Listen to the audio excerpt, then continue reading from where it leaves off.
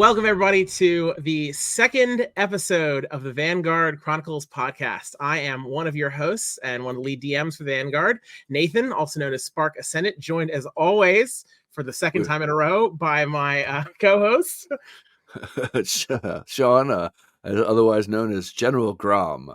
Yeah, well, maybe that'll be feel normal on episode 3. We'll see, and hopefully everybody will stay tuned for that at least.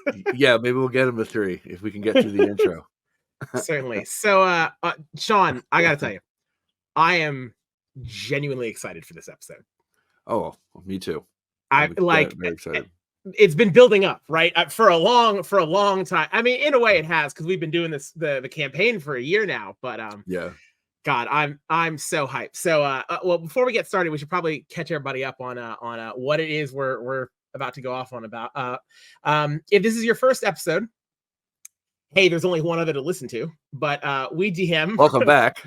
Yeah, we DM for a campaign of the Vanguard at a local bar, Sonora Restaurant and Bar. It is a once a month campaign where we have a bunch of players all get together. I think we have over, what's the number again? Well, within our group, there's 124, right, but we basically run 6 tables at 6 per table, so 36 players. As well as a pretty robust so far, good general audience arrives for buffet and a raffle for door prizes, as well as a raffle 50-50 for a charity that we all voted on to support, which I thought was great. It's called Extra Life. So, and but just for the and to set you up, if I may. Now tell me, now all those DMs, you said 6 tables, so all those DMs are all running the same adventure, right? Is that my no. The part of this is makes it fun is that we'll recap from the last episode is that they are individualized one shots crafted by each DM that tie to a larger narrative that we have kind of structured. I won't say we've written because each one shot is new week to week or month to month. Which makes it that's the challenge I think for DMing, which is what's part of what we'll get into in this episode is the challenge of writing these type of one shots, where our creativity came from, how do we piece these together, those type of things. And I think that what we've started and where we are now, we've gotten so much better at the delivery process and so much better of how to write games and tell games, Yeah, for sure. So right now, I think what'll be cool is obviously in the early days, we're kind of going serialized with these episodes. Is we kind of have to build everybody up to where we got to the point we are now of having, all of these stories up and available on a wiki, specifically vanguardguild.fandom.com, which we'll talk about again a little bit later. A Facebook group where people are dropping reports on all the fun adventures they've done. As you said, the charities money that we've collected and been able to donate so far, all of the other big events to the point where, now we're doing this podcast. Like it took a while to get there. So I was so excited to have everybody on this adventure of us telling this tale and sharing our experience.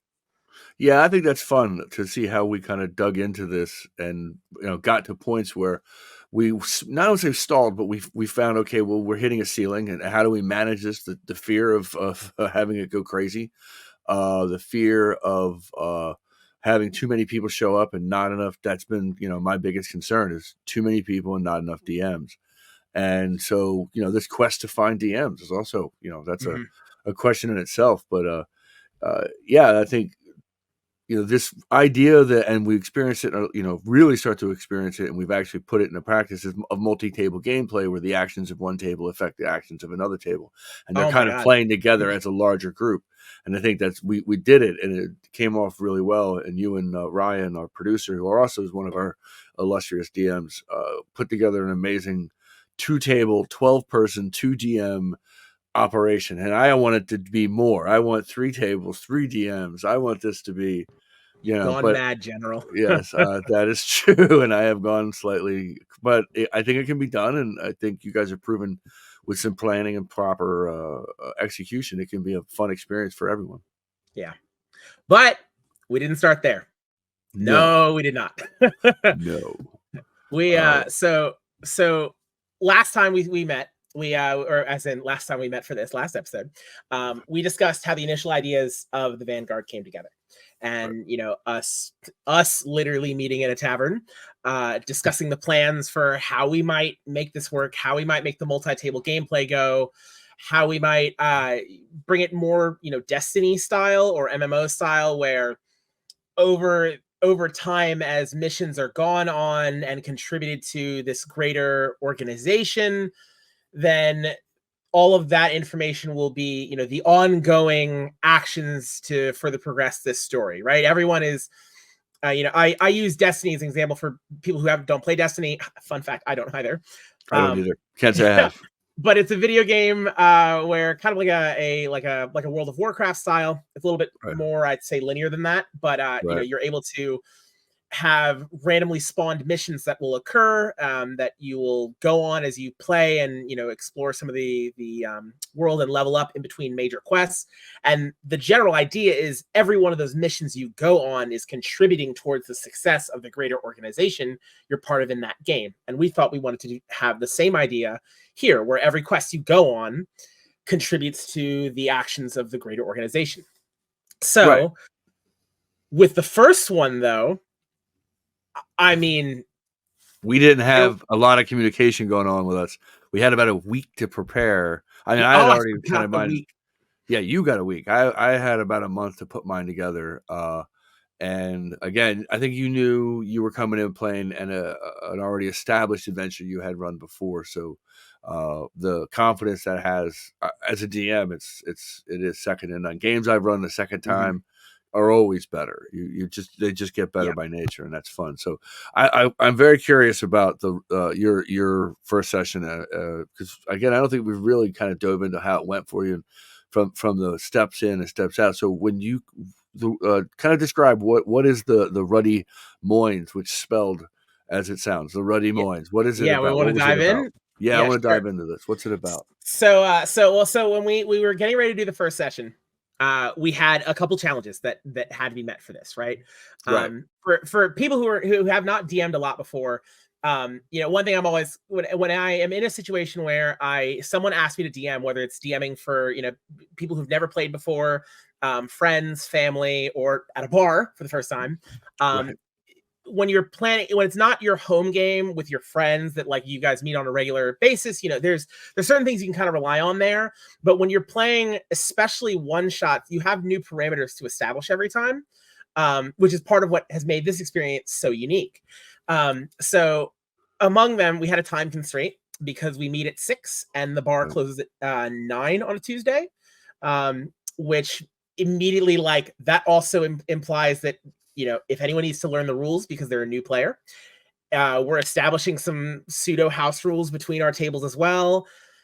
Even understanding how the Vanguard works, like all of these things are going to eat then into that 3-hour time. If you have, I mentioned having new players and beginner players, or potentially having veterans. It's the first session, so no idea what the player count's going to be. I have no idea if I'm going to have 2 players, 3 players, or again, right now we're at 6. So, whatever we're doing, like, this is a lot of unknown for then planning some kind of session. So absolutely. Yeah. So I ran the Ruddy Moines because I designed that. That's an old session that I have run for years. Whenever I do a one shot, usually I have 2 go-tos that I typically run. One called Cape Cow, which maybe we'll talk about another time. But in particular, I think one of my favorite stories to run is the Ruddy Moines. Okay. So the premise with the Ruddy Moines, when I run it in my home games, is that, hey, it's a mine. It's a very simple, like, we're going to dungeon delve into a mine. It's an abandoned mine. Known as the Ruddy Moines because when you walk up to the top of it, there's a sign that reads, "Beware ye who enter these Ruddy Moines." Right? It's I kind of dip into the accent I know I'm going to use when I do it. Exactly. It's always good. Yeah, and I set it up as a treasure hunt because for a generic one shot, when I'm not doing a big long campaign with home people and I'm just introducing it. It's a really easy adventure. Like, what's the goal? You want money. Cool. And we can, if we play another game, you can take money from there and use it in the next sessions. Where does it take place? In the mountains somewhere. The actual location doesn't matter. Right. Well, I want Uh, a quick question too. What do you consider when I think of one shot, and we've been using this term one shot a few times. I want to kind of we should kind of clear what that is up to oh, fair us. point. To me, the one shot means that you're not leaving anything undone. If there's something you have to do, you go do it, and you Yeah. get it accomplished, and it begins and ends in the same place. That's my idea of a one shot. Is that you do not like go out into the wilderness and then your party's left out there and there's no you know what I mean? So then if you don't come back the next week, you're still stuck out in the woods. That doesn't make sense. So the idea of a one shot is that more of like beginning, middle, end. I write it like a 3-act play. I'm curious how you write them. But that's what I'm talking about. Like, what is a one shot to you? What would you consider a one shot?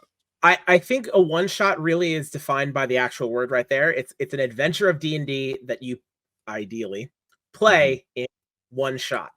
I say ideally because I've had one shots take multiple sessions, just because of the nature of the players I've played with. And that's what made this even more of a challenge, was I needed to be sure that this would happen in one shot. Because as people who remember from last episode, I wasn't committing to a full campaign at the time, right? I was only, yeah. yeah, I'm doing one game. And so I don't know if I'm gonna have the same players, and they can't pick up mid-adventure with you next time because you're gonna be running your own adventure next time. Exactly. So the whole thing, that's how I look at it too. Whole thing in this timeline has to be doable. And of course, players are really reliable for how long they take to do stuff. That's true too. And Yeah. there are ways to force them along, but I don't like railroading. I don't like to do that, but you like to present in our format being a mission. I think it tends to make players more inclined to just get, that's what we're supposed to do. That's Right. what that's what General said. Let's go. And so that helps kind of drive players in that way. So what's kind of the premise is going into the mines, kind of how did it lay out with your players? How did you kind of start that? I want to hear how this kind of played. Yeah, so whenever I plan out a one shot, or a lot of my sessions as well, I kind of tend to view in this way. Is I'm very much inspired by there's a DM online. A lot of anyone who's listening to this has probably heard of him. I'll take a guess. His name's Matt Colville. He runs MCDM Productions. Yep. He has a wonderful series if anyone is interested in being a DM called Running the Game. And his very first couple episodes, which I used as inspiration for my first game, I think 7+ years ago. Or he lays out how to design an adventure. The thing I like about one shots is, especially when you're running with new players, a lot of people ask, well, how long is a campaign? How long does it take to do D&D? And the beauty of a one shot is, if you give me a couple hours, I can get you in and out and have had a D&D experience in a single afternoon, right? So I model it off of that, or I at least take that initial idea of breaking the adventure out into distinct encounters. And that can be a combat encounter, that can be an exploration encounter, right? That can be a puzzle, that can be a dialogue encounter. It's distinct moments. And then this happened. And then this happened, right? Right. If you're watching a DVD, it would be scenes in a movie that you skip to. Right. So I like to keep my encounters in mind. And typically we want some kind of combat, which is where the other place where I like to go crazy with my encounters and my encounter design and designing my stories, which is my favorite book is the Monster Manual. With exceptions to like Mordenkainen's Tome of Foes or Volo's Guide to Monsters or any of the others. That book is a toy box to me. And I love just looking at some of the images and some of the pictures and some of the creatures and seeing like reading some of the lore and seeing what kind of story I can tell with those. So keep that in mind as we move forward, right? So when I run the Moines, I have a series of encounters that kind of go in a progression.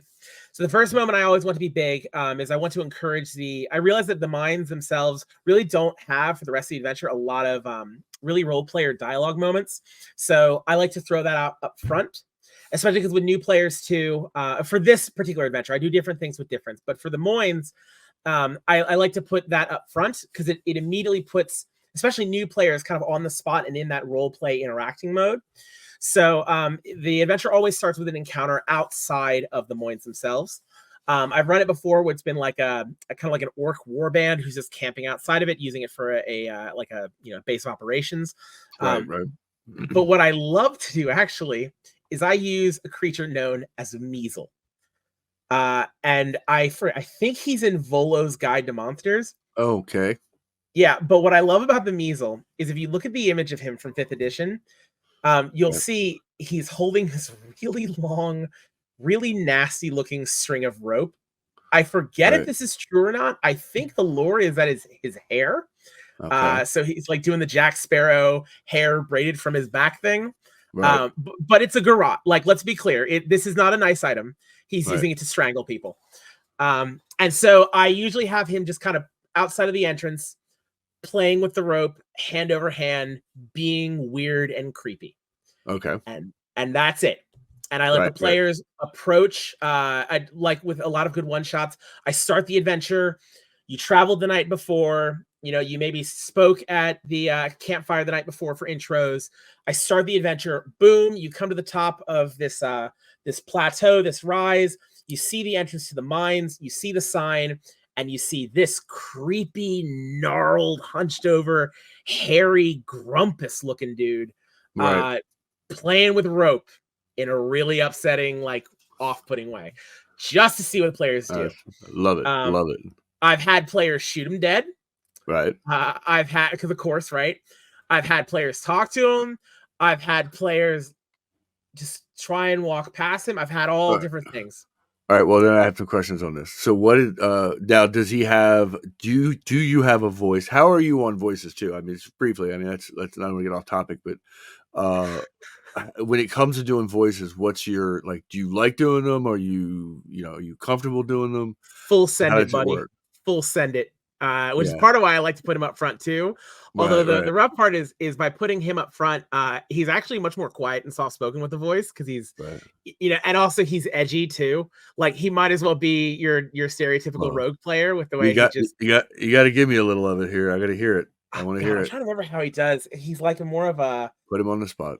kind of a really down low, gruff. Like, what do you want? He's doing that. Oh, I don't all know if right, that was. all right. I hope that was picked up by the mic. No, it was. Um, It was good. I liked it. I cool. liked it. That was good. And so usually when people try and interact with him, the one thing I typically give them is I'll also have him ask specifically, and this is important for later. I'll say, what is it you desire? And I'll Right. pose that question a lot. Right. So in this particular band, I know it's a year ago. What do you remember? Like, how did it play out? What did they do? What did Well, they specifically do? so they kind of do what every player does, which is they're just kind of thrown off guard by because Right. it's the first time doing an adventure, usually because it's a one shot. So they're kind of getting to know their own characters a little bit too. And then to get a point blank, like really deep, what is it you desire question? Right. I don't fully remember what they did with this one, but usually they just kind of, well, I don't know. Like, what do you like? I want to live, I want to be happy. My favorite part though, these interactions is typically they ask they, after they talk to him a little bit, they, because he's obviously standing outside the door, they're like, so can we go inside? And his response is always very passive, like, you do what you want. And I just leave it there, just to be just an off kilter, weird, like you had a weird, that was weird. Hope that doesn't come back to bite us later. Right. And I also use it because I'll put the player. I always ask, what you desire. I always pick the newest player, always put him on the spot, like get him into it, right? Okay. So that's that. I start with the Meazel encounter. That's kind of a critical one. I always do the intro with the Meazel encounter. Okay. To start. Second encounter, and it's not a big one. They walk into the dungeon way deeper. Follow the minecart tracks the entire way. They see a breach of light coming ahead, and as they walk into the chamber with the room, they see light streaming in from the ceiling high above, like the last rays of sunset coming down. You got the god rays picking up the flecks of dust and specks, and they see the minecart rails go to just a hard drop off. Okay. To a 50-foot diameter shaft straight down. Okay. Small tunnel curves off to the side. Looks much more roughly hewn, but has clearly steps placed into it. But other than that, it's just a shaft straight down. And my players, typically what I have here, they know that this is an abandoned set of mines. They know that dwarves were here before and had some kind of treasure. Right. And so what I leave is, if players want, frequently they'll like light a torch and drop it down the shaft, which is my hint, because then when it lands, I'll say, you clearly see some glinting down far below, right? You set it up, right? Gotcha. Yep, absolutely. So I'll drop the torch. And then at that point, they decide I only give them 2 paths. Since the one shot, I want to keep, their direction kind of narrow. I'm doing a bit of railroading with just the options. And from there, they'll proceed down the side path, which is kind of, the implication, the story lore I give is the tunnel was carved out by the dwarves to go down. And then, as is seen later, this shaft is an elevator shaft, which is installed later. That's how we did that. So then the players will go ahead down the side passageway. I have 2 more encounters planned for variability. Both of them are removable or not. The one I did run was they have an encounter which is a sleeping bear. It's just a bear camped out next to the entrance, asleep. They can sneak past it. If there's a druid in the group, and there always is, and they always do, they can talk to it. Right.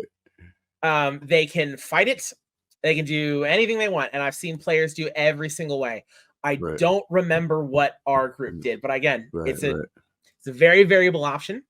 And then the last one I have is before we get to the money stuff, right? Is I do a chasm with a rope bridge that is half collapsed, right? Right. Okay. Easy, right? Simple stuff. And notably, what are your average DC checks, and do you set your DC checks up ahead of time? No, typically I don't. I look at 15 is a normal difficulty on the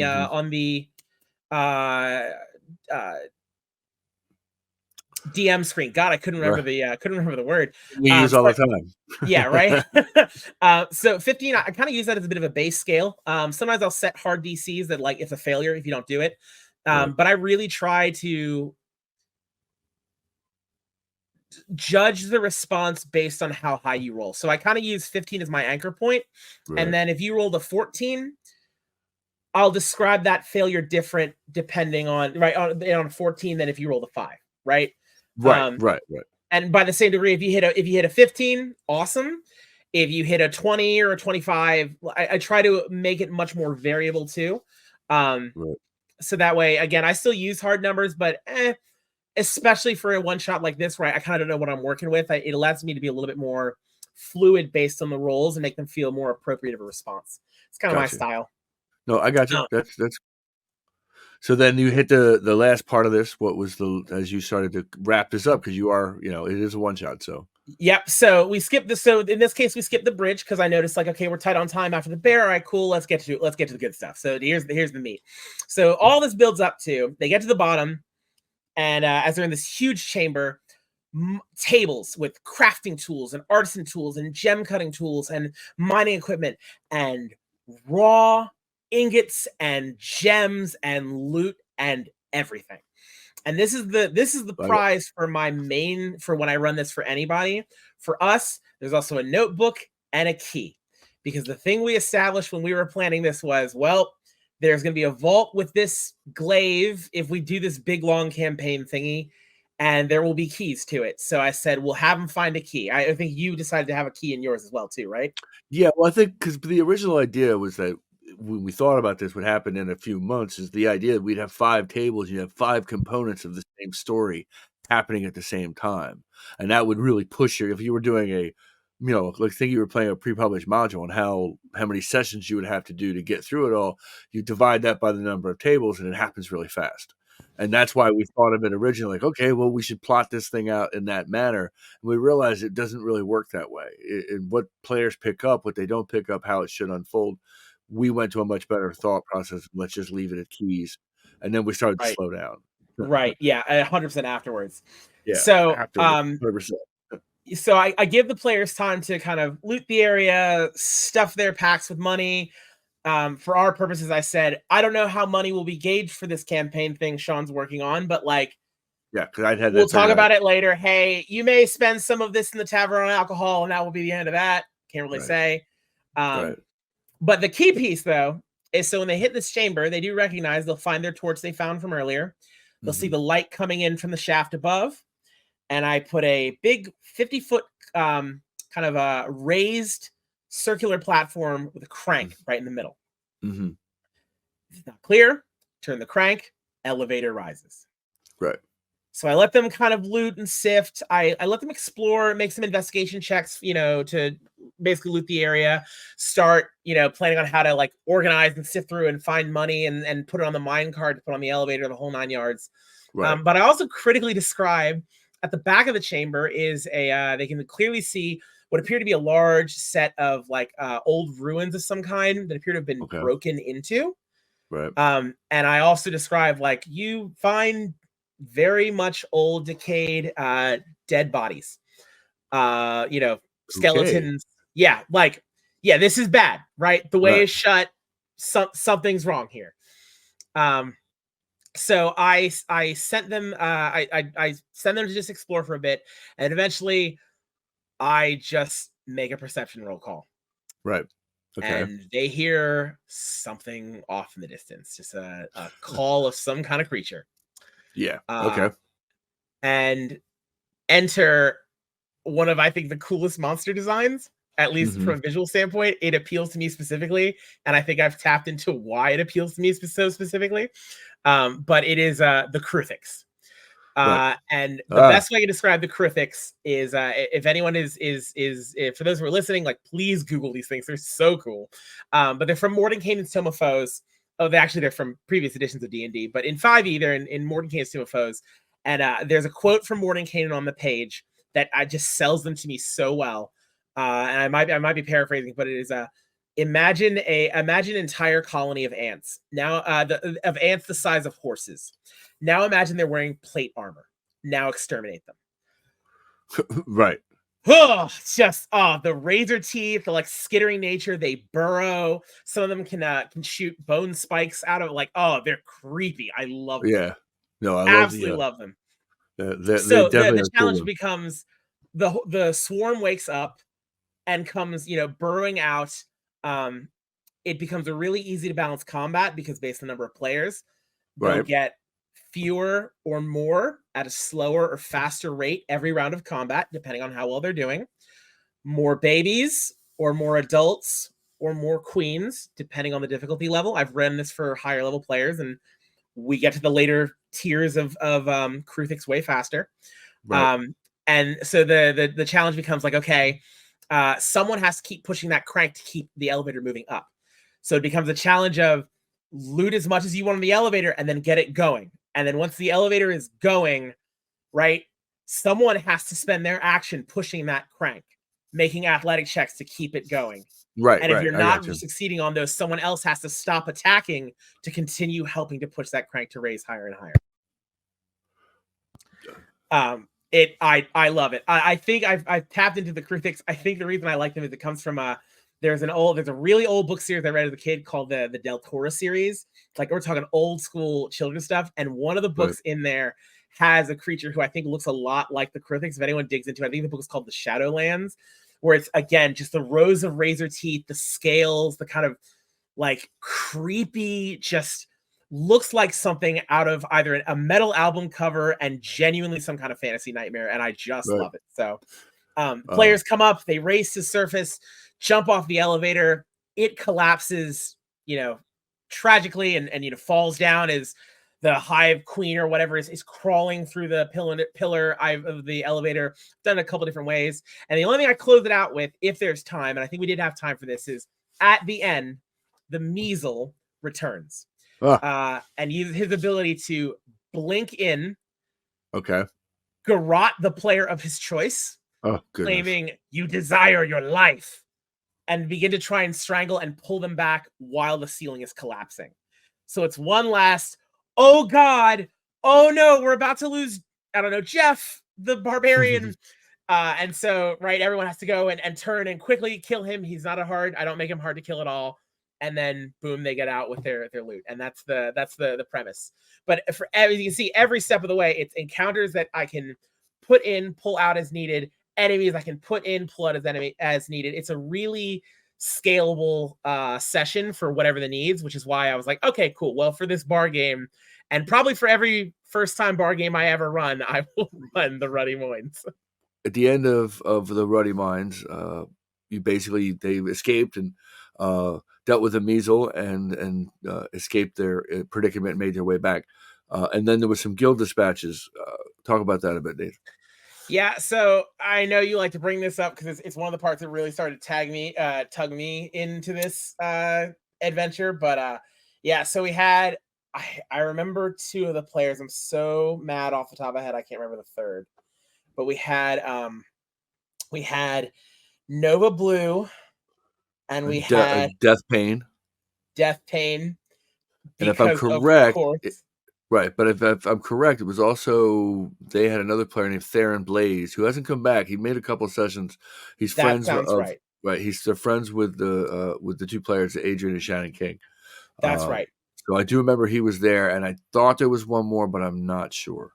I cannot remember at this point. I definitely remember Adrian and Shannon because they came for a while as well too, and well Yeah, because also yeah. So we said, hey, write dispatches because we wanted to again have this idea of like continue a your role play, like continue yeah the role playing concept in between sessions through the Facebook group. That was yeah, and kind of the also idea. That's where it building started. that connection too of right that idea of hey the guild is working on stuff so your dispatch isn't just for continuing the role play aspect, but also continuing the like, and meanwhile, at this table, they did this thing. Oh goodness, which then helps contribute to then if next month at your table, there's some clue, the Right. clue might be, wait a minute, didn't I read about this happening over at Nathan's table or Right, vice versa, exactly. right? In the other adventure, they dealt with this, and now I'm dealing with something similar, or like, Mhm. and consequentially, the idea is that by doing so, they avoid a problem, or run into another problem. But the whole point is that it's connected, and that they can take that event and feel the carryover. Precisely. Yeah. And that's was the main idea behind it. So yeah, so that as a DM, you got to admit that is pretty cool to have Dog, that. it's sick. It's absolutely sick. Reading like reading Yeah, the basically the player summary. In fact, actually I do that with my players a lot is I like to when for my home game I like to when we come back from a week say, hey, Nick, hey, Gus, hey, whoever, can you recap for everybody what happened? Cuz it also gives me perspective on what they got out of the session. So right, right. what's important to them, what were the Mhm. details that I thought weren't a big deal, but they're still holding on to as a plot thread. And yeah, in fact, actually, anyone who wants to read about it, if you go to it is vanguardguild.fandom.com. It's our wiki page set up yet again by our amazing producer and webmaster and also dungeon master, Ryan. You can read actually for the Ruddy Moines. Death Pains. I don't know that I've seen Nova Blues there. I'm confident she wrote one, I but I think know she Death did Pain. write one. Yeah, Death Pain's dispatch is still there, describing the experience of the Ruddy Moines. Yeah. And even like that process really began to grow. Yeah, that was again. It was an experiment. So did they? Would they? And I always still, even now, even the ones we get now, and I know we're kind of going backwards, but the ones we get now are like, I don't even know who reads these. We're like, what do you mean? We all read these, Yeah. or like So who they're reporting to. So I always try to remind them, at least in my adventure, you're going to send yours to General Grom, mhm. report to the House Iron Wall for the dispatch, and that gives them at least some place where it goes. And you look at Sergio. Fireblog, the Fireblog character, Polar Atkins does. He's always always to General Grom. Like even Greg Speakman, Vehorn Mhm. Laura, yeah, Vehorn Laura. He writes them always to General Grom. So like I don't mind Right. that. I try to encourage them to do that. This should go back to Spark Ascendant. This should go back Mhm. to is it important for those as we develop these NPC chapter masters for each of the houses, giving them some place to where they feel like they're putting their information. I think that was kind of fun. Precisely. And speaking of General Grom, so you sent them to deal with the curse of Blackwater Mansion. Yeah, the premise of the story started out pretty simple. And I'll look at my little synopsis. I have my notes. It's basically Murthos Blackwater was entrusted by the Arcane Brotherhood, which is located in Faerun, with one of the 5 keys that were needed to get into Neuraxis and or into the vault of Neuraxis. And so with those 5 keys, um, uh, that was kind of where we were starting with the key idea that we talked about earlier. So as they go into the mansion, the city or the town of Blackwater was run and owned by the Blackwater family. They were the richest family. They had a sawmill, and they kind of built the town up around their mansion at the one end of town and the sawmill more towards the middle of the town. There was I had fleshed out buildings and different people, and they met the mayor of the town, and the mayor's talking about disappearances of the townsfolk, and that they should talk to, develop different NPC characters, and they just should talk to Old Man Gendry, and he was like the groundskeeper of the Blackwater estate. Now I want to ahead. ask before you get too into it. So you said you had I had a week to prep, but I kind of cheated because also I used a session that I've had for years at this point, right? Right. You had a month to prep, and also with you, since this was also a lot of this was coming from your core ideas, having being the founder on this. Right. How much were you like pulling the lore and the ideas that you'd set up so far into your writing the session, or were you kind of like me, like, I don't know, it's a one shot? Well, I knew it was going to be a one shot, so I knew I wanted my combat at the end, and I wanted a couple of skill encounters and a couple of different things in it. But it really kind of wrapped itself around a mini that I had painted that I had already had of an ogre zombie. I've done that. I've done And exactly I was that. like, well, I like this mini, and it came out well. I wish I had a picture of it, and I thought that was slick. But it was an ogre zombie, and yeah, it's modeled after your one from the Monster Manual. So I knew that's what they were going to deal with. So I just wrapped everything else around the undeadness of the Blackwater Swamp, because the Blackwater family were delving into necromancy. The swamp was a product of that, and the swamp also became worse because he tried to raise an ogre from the dead, and it kind of ran amok, so to speak. So that was kind of where that premise was, and then it just connected a couple of dots early on with the mayor being oh, you're the Vanguard, thanks for showing up, and my players. What was kind of fun, because I'm a puzzle guy. I love puzzles. I love traps. I love things that are not necessarily just combat based. So I always have like I always build a little random trap table that I can roll some dice on while the players are describing what they're doing, just to give them a little bit more to deal with than just your standard, okay, we find monster, kill monster, get it over with. So that was fun, building some traps as they kind of navigated their way through the mansion itself. That was kind of the fun part for them, I think. And as they navigated through the mansion, one of the characters used detect magic to find almost a trail of magic. So they figured if they went to this one room, and in that room there was a trap door eventually. But before that, they had actually found. And I'm also a prop guy. I like to make props, things I can hand my players. They can tactically look at it and see it.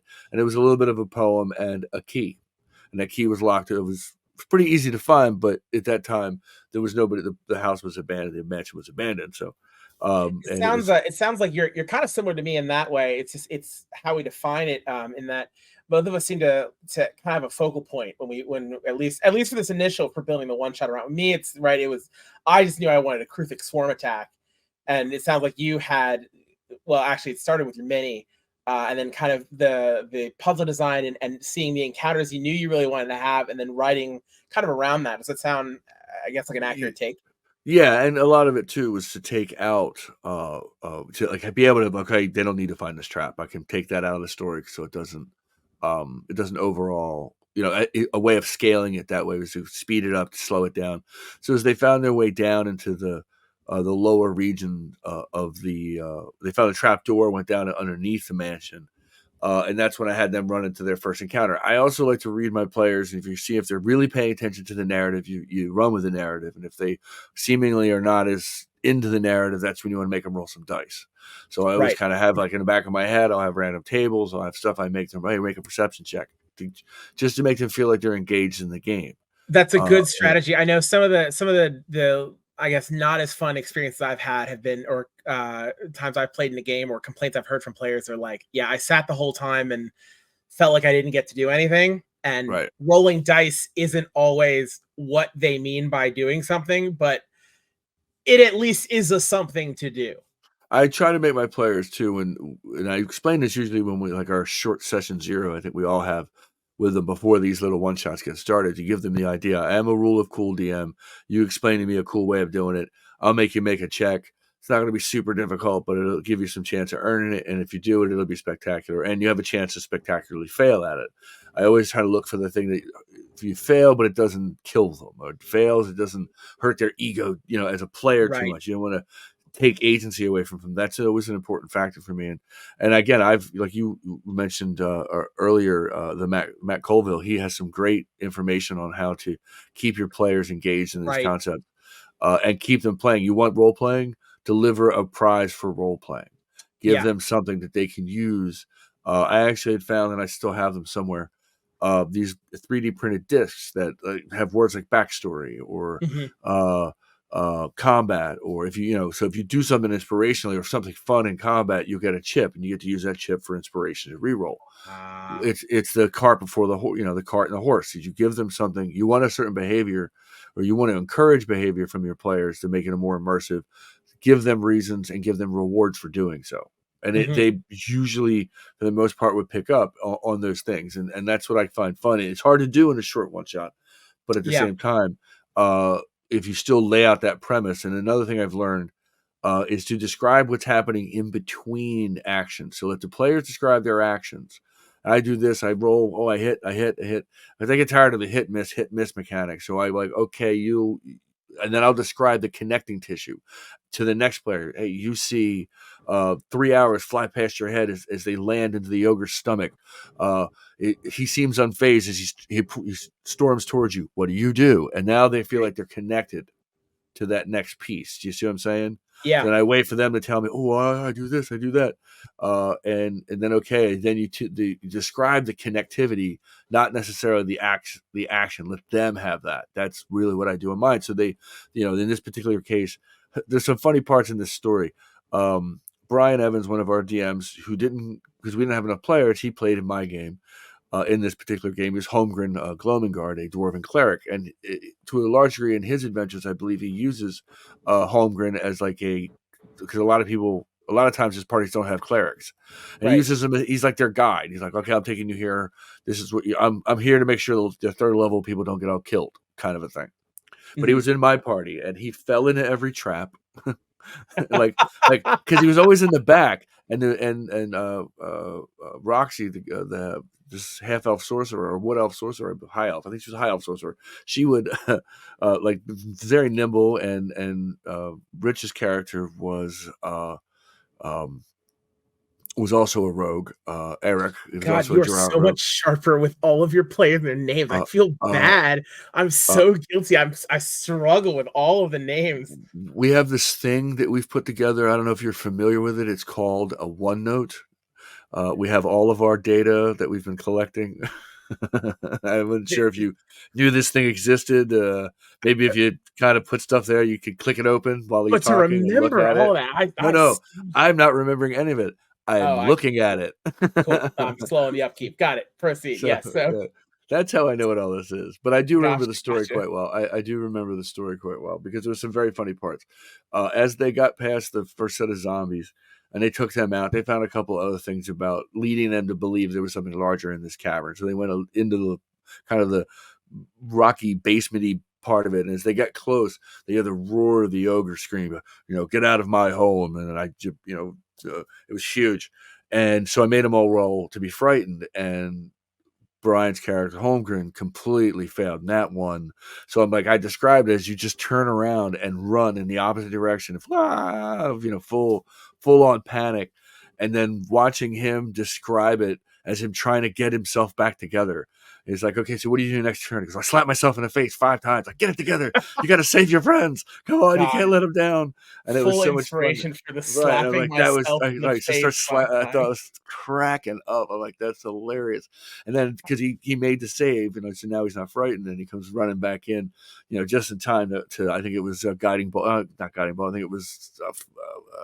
I forget what spell he cast. It was something to do some serious damage in it, and it kind of took it out. So it was an epic little end to the whole thing. Cool. And I still laugh with Brian about that, about him just like, I lost it, and get it together, to slap himself in the face. And those are the things I remember, And again, as I also take notes, and I know you do as the game progresses, but so I like to try to remember those moments. But that's kind of how it ended, where Holmgren, the cleric, after being terrified and his friends getting a bit roughed up, he finally gets his shit together and comes running back in uh, Nice. and does something to finish it off, and that's kind of how the fight ended. And that was great. And then a couple of days later, Rich, gave his account of the story. And again, everyone writes them differently. Some people had written them as a short story, and some wrote as a pure character narrative. And I still think that's great. And some of the new ones, we'll get to those later. I like to talk about them when we talk about the adventures. But that's, to me, was the fun part, that it really got better. For me as a DM, like, wow, they really did pick up on all these little tidbits, and those tidbits were fun. And then you go, okay, well, how do I add that to the next part? Now, Well, I will say this. I remember. Go ahead. I was gonna say, I was curious. So looking back on, like, 'cause as we look back on these sessions that we ran so long ago, how do you feel that session, Curse of Blackwater Mansion, holds up to compared to the games you're running now, even just by comparison? That can be a quality, that can be in terms of type and kind. It can be a couple different ways. Yeah, in terms of the scale of the event, because I've written, I don't know, 12, 11 of them now. I missed one, so I've written 11. It's in my top 5. I just think as it flowed really well. It was easy to do. I felt comfortable knowing the lore and the background, the story, which wasn't much. I do have some. I know my favorite is, and I know exactly. That's when I felt like I was hitting my stride in this process and kind of figuring out how to play the game better. So that first dispatch really helped me kind of up my confidence level, knowing that they do actually pick up some of the things you tell them, and I think that's kind of fun. Yeah, it like I know certainly from my own experience too. Like, I think what'll be interesting for some people is there's a very big jump from Ruddy Moines to the Sunken Tomb, which is the next adventure I ran. Right. Actually, was it the Sunken Tomb? Sunken Pyramid. Sunken Tomb, I think, is an actual published adventure. And now, but then there's a fun story also to the Crown of Reversal, which is the one I wrote. And I remember, I'm not gonna talk about that now. There's like a jump from these first ones here to then the first one, now that we kind of know, I think, what we're doing, to then now actually in the rhythm of running this campaign. It is. I say again, this is so cliche, but that really has been the adventure. I think, like, coming from these early initial sessions and taking our own individual styles of DMing, and this is what we brought to the table to start, and then again, obviously, it has spun off so much from there. Yeah, and so well too. I love the way it's spun off. It's been hilarious to watch. Those dispatches for yours, they're also on the wiki, yeah. Yeah, they're also on the wiki. I think Rich is also. I think he was the only one who wrote one, but yes, he's also on the wiki. Cool. And please, people go definitely check it out, because it's full of so much stuff. Yeah, at vanguardguild.fandom.com, guys. It's there's plenty to read, that's for sure. My goodness. So I guess we'll wrap this one up.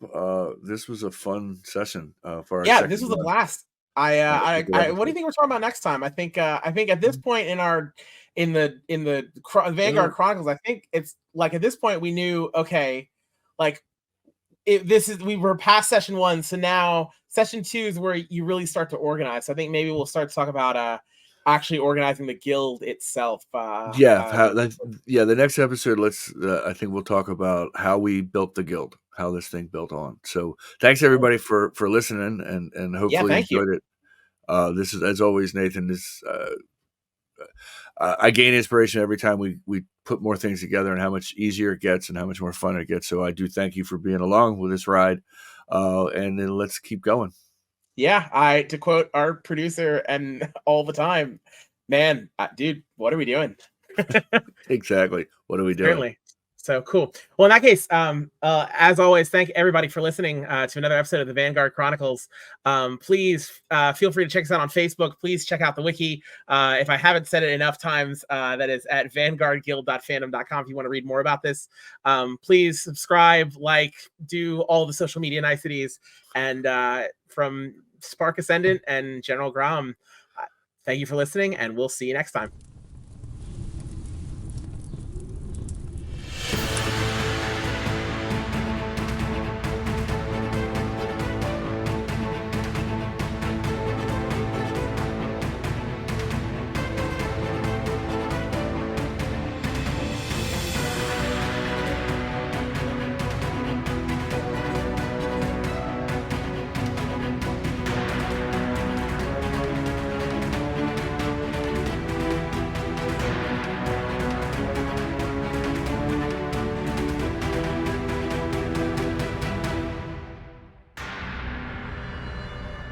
Please like, subscribe, do all the niceties for our YouTube, of course, please. And of course, subscribe on the podcast too.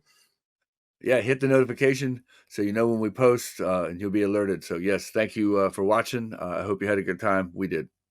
Certainly did.